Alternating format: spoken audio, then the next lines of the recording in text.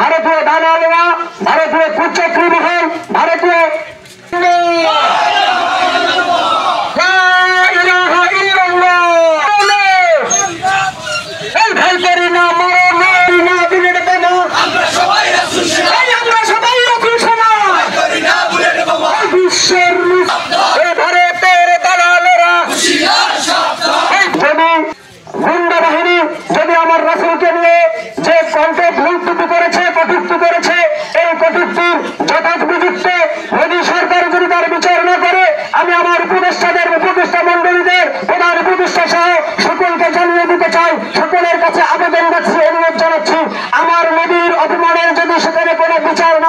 তাহলে ভারতের সাথে সমস্ত লেনদেন আমাদের বন্ধ করতে হবে।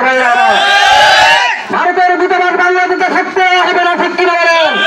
যদি আমার নবীর অপমান সহ্য করতে আমার নবীর অপমানের আমি যদি সেখান থেকে কোনো মীমাংসা পাই, মোদী সরকার যদি কোনো সুরাহা সেখান থেকে না দেয়, কোন ধরনের বিচার ব্যবস্থা গ্রহণ না করে, তাহলে বাংলাদেশের মোদী সরকারের অর্থাৎ ভারত সরকারের কোন দূতাবাস থাকতে পারবে না।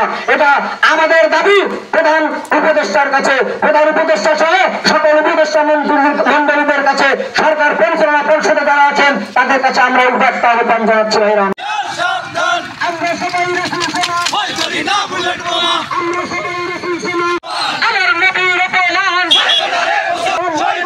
মুসলমান, আমার নবীর অপমান, আমার নবীর অপমান, আমরা সবাই রাসূল সেনা, ভয় করি না বুলেট বোমা। জেলার বামনডাঙ্গা ইউনিয়নে এই তরুণ সমাজ একত্রিত হয়ে রাসূলের ভালোবাসায় একত্রিত হয়ে আজকে সেই ভারতীয় কুলাঙ্গার নাস্তিকদের বিরুদ্ধে আজকে স্লোগান দিতে সক্ষম হয়েছে।